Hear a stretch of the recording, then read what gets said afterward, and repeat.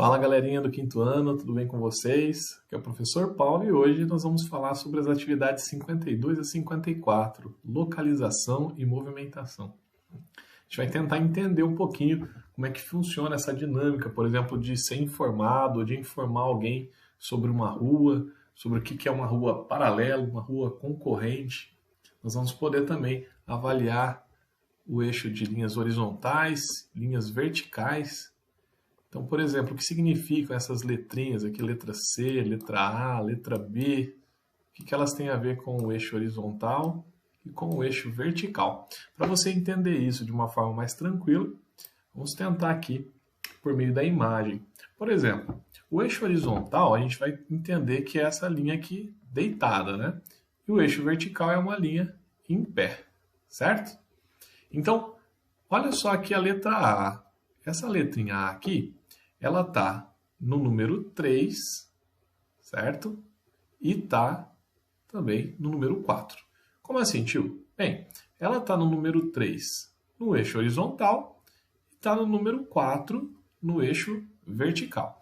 Então, é como se a localização dela, a localização do ponto A, como está escrito aqui embaixo, é 3, ponto e vírgula, 4. Significa que ele está no 3 da horizontal e no 4 na vertical. Quando você for mais velho e tiver em outras séries, você vai conseguir aprender um pouquinho mais nesse respeito. Você vai entender o que significa um eixo X, um eixo Y, o que é uma abscissa. Então, não é o momento ainda, você só precisa identificar. Por exemplo, aqui ó, o B.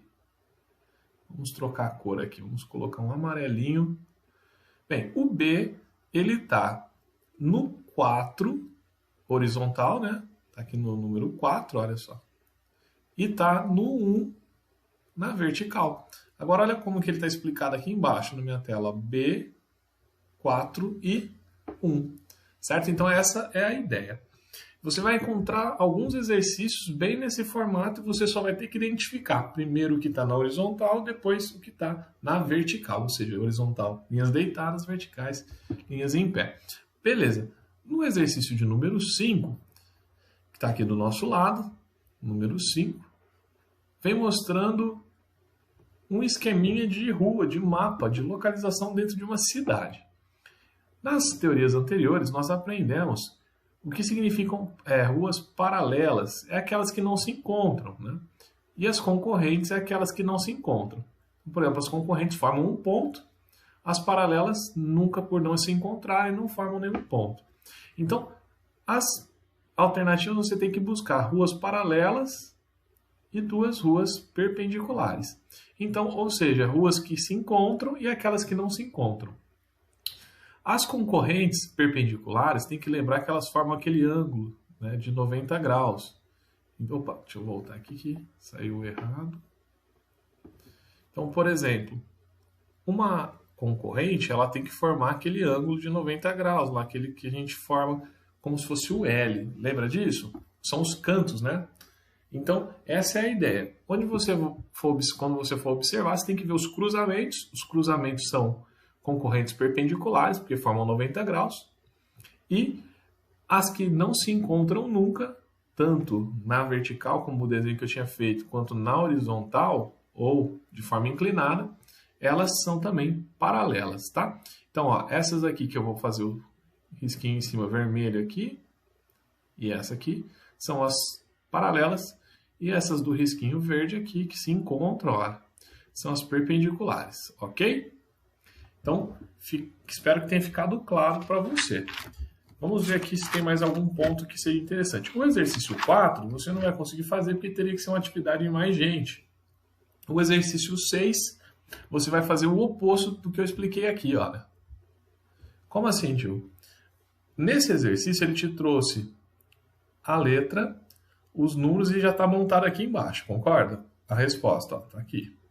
No exercício 6, ele vai te trazer os números e você vai colocar as letras no lugar.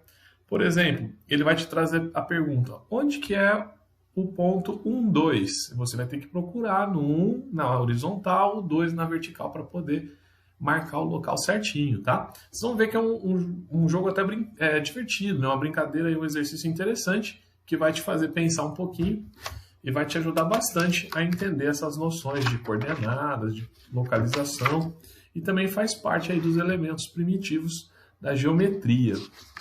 Então, essa é uma atividade aí que você vai dar conta, provavelmente vai muito bem passar por ela. Deixa eu ver se tem alguma coisa aqui que eu posso ainda te acrescentar. Curiosidade, né? Falou sobre o GPS. O GPS funciona exatamente isso, ó. Localizar algo na superfície do planeta ou descrever um trajeto de forma relativamente simples. Isso é possível em grande parte pelo uso de coordenadas geográficas. Ou seja, a ideia de latitude e longitude é justamente isso, né? Latitude, as linhas que passam através do nosso planeta, digamos que horizontalmente, e a longitude são as linhas que cortam ele verticalmente. Ao juntar os dois pontos, a gente tem uma coordenada. Isso aí a gente pode localizar qualquer local do mundo através disso. Tá certo? Espero que vocês tenham gostado. Boa aula, fiquem com Deus, se cuidem.